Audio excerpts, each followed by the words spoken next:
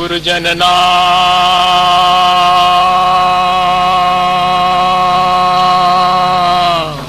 भव बीजांकुरजनना रागाद्याक्षयमुपागतायस्य ब्रह्मा वा विष्णुर्वा हरो जिनो वा नमस्तस्मै। जो विद्यादि सागर सुधी, जो विद्यादि सागर सुधी गुरु हैं हितैषी, शुद्धात्म में निरत नित्य हितोपदेशी। वे पाप ग्रीष्म ऋतु में जल है सयाने, पूजून है सतत केवल ज्ञान पाने, पूजून है सतत केवल ज्ञान पाने। बोलिए भगवान महावीर स्वामी की, आचार्य कुंद कुंद स्वामी की, आचार्य गुरु विद्यासागर मुनि महाराज की।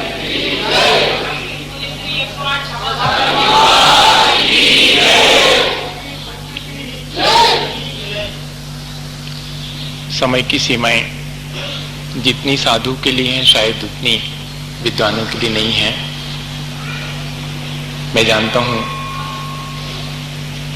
अपन थोड़ी सी देर में बहुत सारी बात करने की कोशिश करें।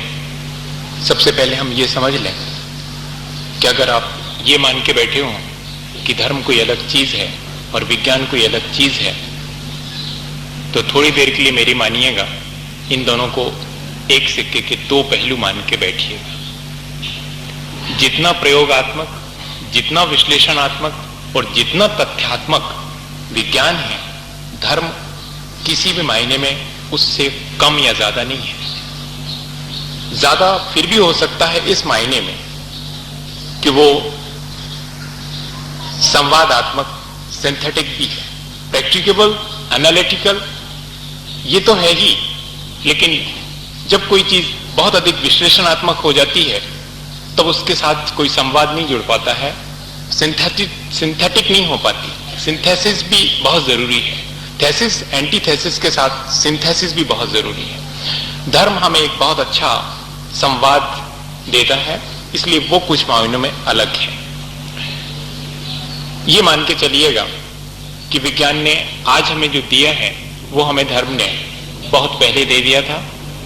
विज्ञान जहां तक पहुंचा है वो उसकी अपनी सीमाएं हैं, क्योंकि स्पेस और टाइम भले ही आज खोजा जा रहा हो, पर अभी विज्ञान देश काल की सीमाओं में है, जबकि धर्म देश काल की सीमाओं का अतिक्रमण करके शुरू होता है। धर्म असीम का विज्ञान है, विज्ञान सीमाओं का धर्म है। ये उसकी अप्रोच है। क्या करें, जिसकी जितनी अप्रोच है उतने ही वो अपने क्षेत्र में आगे बढ़ेगा। पर फिर भी कोशिश ये की गई है, विज्ञान को ये मत मानिए जो कि आज वर्तमान में दिखाई पड़ता है, एक मेटलिस्टिक हो जाना, एक भौतिकवादी हो जाना विज्ञान नहीं है। विज्ञान का अर्थ है एक बहुत सुव्यवस्थित और सुनिश्चित ज्ञान, with facts, with logic, cause and effect की थ्योरी से युक्त। और जैन दर्शन ठीक ऐसा ही है। कार्य कारण व्यवस्था, चाहे वो स्वामी कुंद कुंद आचार्य के समय सार की हो और चाहे कॉज एंड इफेक्ट थ्योरी आज के साइंस की हो, आप आग में हाथ डालेंगे तो मानिएगा, चाहे बूढ़े हो गए हों या कि जवान हो या कि आप बच्चे हों या कि आप अपने घर में हो या कि आप किसी के मेहमान हुए हो, आप आग में हाथ डालेंगे जलेगा। मेहमानी करने गए हो नहीं जलाए आग, ऐसा संभव नहीं है। ये कॉज एंड इफेक्ट थ्योरी, कोई कारण होगा तो कोई कार्य हुआ है तो कोई ना कोई वजह होगी और वो बहुत शाश्वत होगी। हाइड्रोजन ऑक्सीजन मिला के आप इंडिया में बनाइए तो पानी बनेगा, फॉरेन में बनाइए तो बनेगा, छोटा बेटा बनाए चाहे आप बनाए कोई फर्क नहीं पड़ेगा। ठीक इसी तरह से जैन दर्शन के अंदर है। हमारे यहाँ तो वीतराग विज्ञान से शुरुआत होती है, हमारे यहाँ तो भेद विज्ञान से शुरुआत होती है, साइंस ऑफ सेपरेशन। इतना बड़ा साइंस हो सकता है क्या? मैं जवाब दूंगा अभी आपके 2-3 क्वेश्चन का जो कि हुआ है, पर मैं थोड़ी सी एक चीज आपको दे दूं। साइंस ऑफ सेपरेशन, वहां से हमारा जैन दर्शन शुरू होता है। और वेद विज्ञान के थोड़े से अर्थ नहीं है, लोगों ने एक ही अर्थ समझ रखा है वेद विज्ञान का कि शरीर और आत्मा को अलग अलग मान करके चलना, इतना ही भेद विज्ञान हो गया। नहीं, साइंस ऑफ मिस्ट्री, भेद हमने जान लिया, आपका भेद हमने जान लिया। ये जो क्षणभंगुर दिखाई पड़ता है ना सब संसार, इसका भेद हमने जान लिया है कि इसके पीछे भी कोई शाश्वत काम करता है। ये धर्म की अप्रोच है। क्षणभंगुर के पीछे कोई शाश्वत काम कर रहा है, उसको जान लेना, यह है साइंस ऑफ मिस्ट्री। और इसके बाद इतना ही नहीं है, भेद, पेनिट्रेशन, हम उसको अतिक्रांत कर जाएं किसी चीज को। जब हम अशाश्वत को अतिक्रांत कर जाते हैं, अशाश्वत के पार हो जाते हैं, तब शाश्वत लोक में जाते हैं। जब हम सीमाओं का पार कर जाते हैं, जब हम पदार्थ की सीमा के पार हो जाते हैं, तब आत्मलोक में प्रवेश होता है। Science of separation, science of mystery, science of penetration, ये तीनों अर्थ भेद विज्ञान के हैं। छोटी मोटी चीज नहीं है, जिसको कि जैन दर्शन ने शुरुआत की थी, वीतराग विज्ञान, जहां से कि वो शुरू होता है। इस तरह इस संदर्भ में अगर हम विज्ञान और धर्म को लेंगे तो मानिएगा जैसे ठीक विज्ञान की प्रयोगशाला बाहर है, हम डिसेक्ट करके दिखा सकते हैं कि ये सब ऐसा ऐसा है, ठीक इसी तरह से एक धार्मिक व्यक्ति की प्रयोगशाला उसका स्वयं का शरीर है, वो स्वयं एक साधक प्रयोगशाला है और प्रयोग उसके भीतर साधना के हैं। आप इस तरह देखेंगे कि विज्ञान और धर्म, अगर आप ये मान के आए हो कि दोनों के बीच कोई कंपेरेटिव स्टडी करेंगे तो दो हैं तब ना करिएगा। कोई कंपेरेटिव स्टडी होती तब है जबकि दो हों, मगर मुझे नहीं लगता है कि ये दो चीजें हैं। हम एक ही सिक्के के दो पहलुओं का अलग अलग ढंग से, अलग अलग परिप्रेक्ष्य में, जब हम पदार्थ की तरफ जाते हैं, जब हम जो इंद्रिय गम हैं उसकी कोशिश में जाते हैं, तब वो सारा विज्ञान खड़ा हो जाता है जो आज वर्तमान में दिखाई पड़ता है। क्योंकि उसकी उपरेत अप्रोच ही है कि जितना इंद्रिय गम है वो उसको बता देगा, राई रत्ती उसके बारे में बता देगा। और धर्म जब इंद्रियातीत कोई चीज है जो असीम है, जो कि हमें दिखाई नहीं पड़ती है, नेकेड आई से नहीं देखा जा सकता, किसी माइक्रोस्कोप से नहीं देखा जाता, उसमें अप्रोच है, वो जो विज्ञान है वो है धर्म। Every science has a art and every art has a science. हर विज्ञान की एक कला होती है और हर कला का एक विज्ञान होता है। ठीक इसी तरह हर धर्म का एक विज्ञान होता है और हर विज्ञान का एक धर्म होता है। इन संदर्भों में अगर हम इस पूरे 2-3 दिनों में समझेंगे तो शायद चीज बहुत साफ हो जाएगी। अब कुछ क्वेश्चंस जो इस बीच में हुए हैं उनके बारे में बहुत थोड़ी सी चर्चा कर दें। वर्णी जी से एक बार पूछा गया था भरी सभा में कि बाबा जी जा बताओ कि भिंडी भक्ष्य है कि अभक्ष्य है। तो बाबा जी सीधा जवाब तो देते नहीं थे और कभी अपनी गलती छुपाते नहीं थे, उनकी सरलता थी। तो बाबा जी ने भरी सभा में कहा था, कहने भैया हमें तो भाव थे सो हम खाते, भिंडी भक्ष्य के अभक्ष्य सो कहने हमें भाव थे सो हम खाते। भाव थे मतलब रुचिकर लगती है, अच्छी लगती है, ऐसा जवाब था उनका। 2 जवाब एक साथ दे दिए थे। पहले के साइंस में इसी तरह की चीजें हुआ करती थी, उनकी भाषा ये थी, मतलब इतना बड़ा साधक अगर खाता है किसी चीज को तो जानता होगा कि वो खाने योग्य है नहीं, यानी ये डिसाइड हो गया, प्री डिसाइड हो गया इस बात से कि वो भक्ष्य है। और दूसरी बात, इन सब चीजों को खाना हमारी कमजोरी है, क्या करें, छोड़ नहीं पा रहे हैं। ये भी साथ में कह दिया कि अभी हमें रुचिकर लगता है इसलिए खाते हैं, कोई जरूरी नहीं था कि इनको हम खाएं। थोड़ी सी चीजों में भी हम अपना जीवन निकाल सकते हैं, यापन कर सकते हैं। जैन धर्म में अगर कोई चीजें इस तरह बताई गई हैं, हमें रोका गया है, तो उसके पीछे यही हमारी अप्रोच रही कि बहुत सारी चीजें दुनिया में हैं, 10 लाख प्रकार की वनस्पतियां हैं जो कि सब हमारे खाने योग्य नहीं है, कुछ थोड़ी सी हैं, उसमें से भी अगर हम अपने जीवन चलाने के लिए कुछ 2-4 रख लें तब भी जीवन चलता है और उनका जीवन भी नष्ट नहीं होता है। अपन आज लगातार प्रकृति को नष्ट कर रहे हैं, तब प्रकृति भी हमें नष्ट कर रही है, हमारा नेचर भी नष्ट हो रहा है। हम अपनी प्रकृति से अलग हुए, हम अपने स्वभाव से हटे हैं, तो पूरी प्रकृति भी अपने स्वभाव से हट गई। तो इसको सेव करने के लिए जरूरी है कि वनस्पतियों के बारे में हम बहुत सजग रहें और सावधान होकर के इनका उपयोग करें। जहां तक पपीते की बात है, जहां तक गिलकी की बात है, जितनी भी बीजा वाली चीजें हैं, इनकी बात जहां तक है, मैं सोचता हूं कि बहुबीजी का अर्थ जैसा होना चाहिए वो हम समझ नहीं पाए। बहुबीजी का सिर्फ ये अर्थ नहीं होता है कि बहुत सारे बीज जिसमें हो उसको हम ना खाएं। ऐसी कोई भी चीज नहीं है जिसमें बीज ना हो। मिर्ची खाते हैं आप, कभी आपने क्वेश्चन नहीं किया कि बहुबीजी है? क्योंकि खाते हैं आप। टमाटर खाते हैं आप, कई बार क्वेश्चन कर लेते हैं कि बहुबीजी है, लाल रंग का भी है। नहीं, आलू बुखारा खा लेंगे, लेकिन टमाटर लाल रंग का है तो जरा गड़बड़ हो जाए।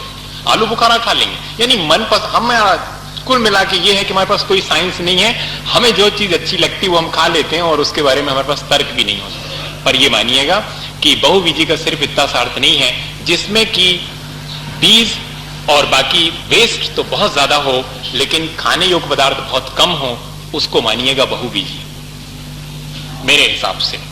और तब हम देखेंगे कि सीताफल खाने का बहुत शौक होता है, पर खाने से पहले सीताफल तौल लीजिएगा और खाने के बाद जितना वेस्ट बचे, बीजा और छिलका, वो तौल लीजिएगा, मालूम पड़ जाएगा कितना भीतर गया और आपने एक पूरा नष्ट कर दिया। तब आपको लगेगा कि हाँ, हमने कुछ जैन धर्म में जो लिखा है उसको समझा है ठीक ढंग से।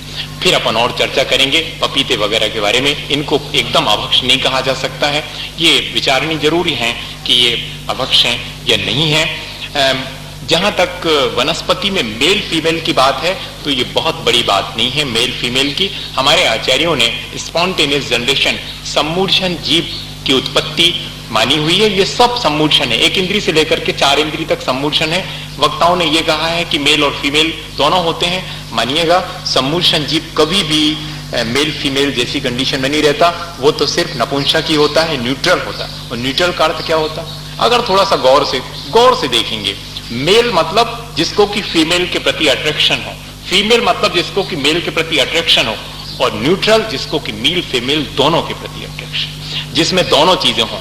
आज मैं वनस्पति विज्ञानियों से पूछूंगा कि उनके वनस्पति में मैक्सिमम ऐसा होगा जिसके अंदर मेल और फीमेल दोनों हैं। वो मेल और फीमेल आप मानिएगा, लेकिन जहां मेल और फीमेल दोनों चीजें हैं वहां वो न्यूट्रल है, ये मान के चलिएगा। जो भी उत्पत्ति होती है वो सब सम्मूर्छन होती है। इसके पीछे का साइंस हम पकड़ नहीं पाते हैं। जैन धर्म की आंख बहुत बड़ी है, हमारी आंख से अभी पूरा नहीं दिख पा रहा है, ये मान के चलिएगा।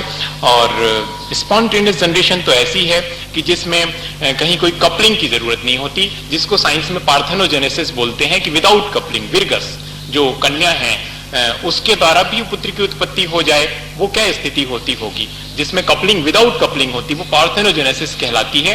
ऐसी उत्पत्ति विज्ञान में बहुत स्वीकृत है, उसी को हमारे जैन दर्शन में सम्मूर्छन जीव माना है।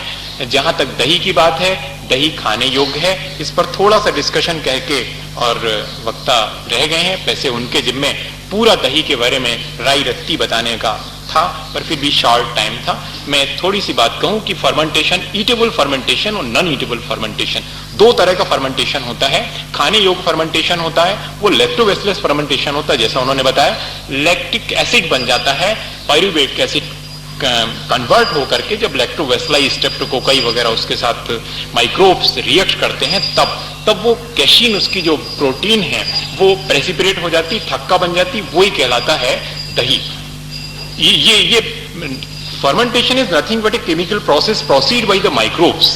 सीधी प्रक्रिया है। फर्मेंटेशन बहुत बड़ी प्रक्रिया नहीं है। एक 10वीं का छात्र भी ऐसे आकर के कहने लगता है, अरे आप दही के बारे में कहते हैं, दही खाने योग्य क्या? दही में तो फर्मेंटेशन होता है। जैसे फर्मेंटेशन ना हुआ कोई बहुत बड़ा जीवों का खजाना हो गया, ऐसा हो गया।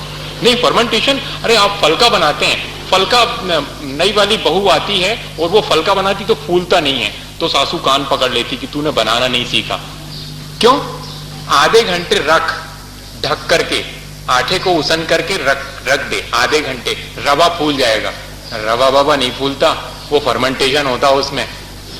वो रवा फूलना तो ठीक है, वो फर्मेंट हो गया। वो फर्मेंट होने के बाद एक ऑप्टिमम टेम्परेचर होता है, उस ऑप्टिमम टेम्परेचर पर सैलिनिटी मिलती है, नमक मिलाकर के हमने रख दिया है, वो फर्मेंट होती कोई भी चीज। माइक्रोब्स कंटामिनेट करके उसको फर्मेंट करते हैं। ऐसा फर्मेंटेशन तो हम हमेशा यूज करते हैं। ये बात जुदी है कि फर्मेंटेशन के बाद जब प्यूट्रिफिकेशन होना शुरू हो जाता, जब वो चीज सड़ना शुरू हो जाती, उसके पहले पहले हम उसको अपने खाने पीने में लेकर के फिर खत्म कर देते हैं। और दही से दही जमाने की प्रक्रिया ठीक नहीं है, क्योंकि दही में 3 तरह के बैक्टीरिया होते हैं, जिसमें कि एक बेबी बैक्टीरिया होते हैं, फिर वो यंग हो जाते हैं, फिर वो ओल्ड होते हैं। ओल्ड बैक्टीरिया मरने से पहले अपने शीट्स छोड़ करके जाता है और अल्कोहल बनाना शुरू कर देता है। अल्कोहल एक फर्मेंटेशन जो होता है, जो लैक्टोबैसिलस फर्मेंटेशन है, वो उन्हें बताना चाहिए था, उन्होंने बाद में मैं चाहूंगा कि वो बताएं इसको डिटेल में, क्योंकि ये सारी चीजें बहुत आवश्यक हैं। इनके बारे में एक वैज्ञानिक ही बताए। मैं साधु हूं और साधु क्या बता सकता है, साधु तो सिर्फ अपना अध्यात्म बता सकता है,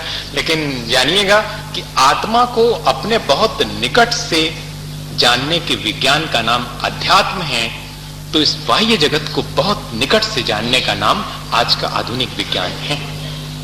इस बाह्य जगत को हम जितना राई रत्ती जान लेंगे, उस हेय पदार्थ को भी जानना जितना आवश्यक है, जितना कि उपादेय को जानना आवश्यक है। बिन जानन ते दोष गुणन को कैसे तजिए गहिए, ये अध्यात्म है। क्या ग्रहण करने योग्य है? इदम कर्तव्यम इदम न कर्तव्यम, ये करने योग्य है, ये करने योग्य नहीं है। ये जैन दर्शन यहां से शुरू होता है और हम इसी की प्रक्रिया में, और मैं इसलिए इस चीज को अच्छा मान रहा हूं। और सबसे पहले तो जिन लोगों ने ऑर्गेनाइज किया है और जिन लोगों ने ये मेहनत की है, उनको ये सब बताने से पहले, और जब कोई चीज अच्छी लगती है तो मैं अच्छी कहने से चूकता नहीं हूं, बुरी लगती तो बुरी कह देता हूं। अच्छी लग रही है बस इतना जरूर कहूंगा। जिन लोगों ने भी ये सब किया है उनके लिए इतना कहूंगा कि मुझे बहुत अच्छा लग रहा है। क्यों अच्छा लग रहा है? मुझे गौरव है इस बात के कि हमारे जैन धर्म में बहुत सारी चीजें विज्ञान सम्मत हैं। आप भी गौरवान्वित हों, और अगर हम अपने धर्म पर गौरवान्वित होते हैं तो मानिए हमारा सम्यक दर्शन दृढ़ होता है। नहीं हो तो होने की गुंजाइश होती है, और हो गया हो तो बहुत मजबूत हो जाता है। ये सम्यक दर्शन की भूमिका है। इसको ऐसे ही मत उड़ा दीजिएगा कि दो चार बातें लोगों ने कही थी और कहां कहां की साइंस की बातें। ये नहीं, ये पूरा जैन साइंस जो है, अकेला जैन नहीं, एक व्यापक रूप से मैंने तो जैन लगा दिया है। वो सब जो इंद्रिय और मन को जीतने वाले वो सब जैन हैं। कोई ऐसा नहीं हमारे यहाँ पर कि ये वैष्णव जन तो तेने कहिए जे पीर पराई जाने रे। क्या कहा है? वैष्णव जन तो तेने कहिए जे पीर पराई। जहां दूसरे की पीर हम अपनी मान करके चलते हैं, तभी तो हम इतना डेवलप करते हैं साइंस को कि कहां हम सावधानी रखें, किन किन चीजों के बिना भी हमारा जीवन चल सकता है, किसको हम सेव करें, कौन हमारे द्वारा सेव हो सकता है। ये सारी चीजें यहाँ समझने की हैं। कल्प वृक्ष की बात भी बीच में आई थी, कल्प वृक्ष के बाद में भी बात करनी है। और सांस से भी हमारे द्वारा जीवन नष्ट होता है, इसीलिए तो कोई साधक धीरे धीरे साधना की ऊंचाइयां छूते छूते और सारी चीजों को छोड़कर उस हिंसा से बचते बचते और एक स्थिति में पहुंचता है कि बातचीत भी बंद कर देता है, और सांस भी प्राणायाम के द्वारा इतनी साध लेता है कि कम से कम सांसों में, क्योंकि जीव राशि अनंत अनंत भरी हुई है, जिसको माइक्रोब्स कहते हैं, जिसको कि हम आज आपके बैक्टीरिया और वायरस कहते हैं, वो सब निगोदिया जीव ही हैं, यूनिसेल्युलर होते हैं, एक इंद्रिय जीव हैं, एक कोशिका वाले ये सब चीज हैं, स्थावर ही हैं, ये मान के चलिए। तो सांस से भी हमारे जीवन नष्ट होता है, पर हम जितना कर सकते हैं, मिनिमाइजेशन ऑफ द वायलेंस, हम कितना अहिंसा को कम कर सकते हैं, ये हमारी अप्रोच है। हम एकदम अहिंसक तो भगवान ही हैं, उसके बिना तो कोई अहिंसक है नहीं। वास्तव में अहिंसक कोई है तो भगवान, जिनके द्वारा दूसरे का सिवाय कल्याण के अहित संभव ही नहीं है। हम भी कोशिश करते हैं कि हमारे द्वारा किसी का अहित ना हो, इस वजह से ये सब चीजें हमने यहाँ पर रखी हैं। दही में मैंने कहा कि 3 तरह के बैक्टीरिया होते हैं। बेबी बैक्टीरिया जब वो होते हैं तो वो प्रोसेस को शुरू करते हैं। यंग बैक्टीरिया एसिड बनाना शुरू कर देते हैं और ओल्ड बैक्टीरिया अल्कोहल बनाना शुरू करते हैं। तो जब तक हम ओल्ड बैक्टीरिया नहीं बनते हैं तब तक दही को यूज कर लेते हैं, और अगर हम दही से दही जमाते हैं तो उसमें ओल्ड बैक्टीरिया ऑलरेडी रहेंगे। इसलिए दही से दही जमाने की प्रक्रिया हमारे यहाँ नहीं है। हमारे यहाँ सिक्के से, या कि चांदी का सिक्का हो, या कि स्टोन, या कि वो बोलते हैं संगमरमर का पत्थर हो, या कि नारियल के ऊपर का छिलका, या कि ज्यादा हो आपको पौष्टिक दही बनाना है तो आप बादाम के ऊपर का छिलका ले लीजिए या पूरी बादाम ले लीजिएगा। लेकिन ये चारों चीजें, ये हो गया संयंत्र इसको बनाने का। इनको पहले दही में डालना पड़ेगा, और दही में डाल करके इसको बाहर निकाल लीजिए और उसको वॉश आउट कर लीजिए। Bacteria can not be kill after the grilling, boiling, crushing. Bacteria मरता नहीं है, वो उसका शीट बना लेता है और अपने भीतर बंद रह जाता है। जब उसको न्यूट्रिशन मिलता है तोड़ देता है, और बाइनरी फिशन के द्वारा वो मल्टीपल करके और आगे बढ़ जाता है। सीधी सी प्रक्रिया। तो इतना हो जाने के बाद हम उसको वॉश आउट भी कर लें, साफ कर लें, धो पहुंच करके रख लें, वो एपरेटस हो गया दही जमाने का। अब आप उसको दूध में डाल दें और फर्मेंटेशन होना शुरू हो जाएगा। एक निश्चित तापमान पर ही होता है, ये जमाने वाले लोग जानते हैं। जमाने वाले लोग कह रहा हूं